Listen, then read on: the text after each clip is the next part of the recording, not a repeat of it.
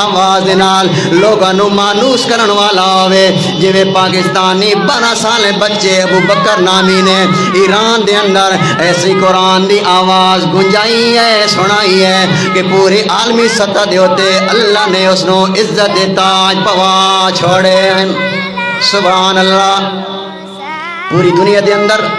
عالمی سطح دے ہوتے مقابلہ ہویا تے ملک پاکستان دا چھوٹا جہا 12 سالہ معصوم بچہ ابو بکر ایسی سریلی اور جادوانہ آواز دے اندر قرآن دی تلاوت سنائی ہے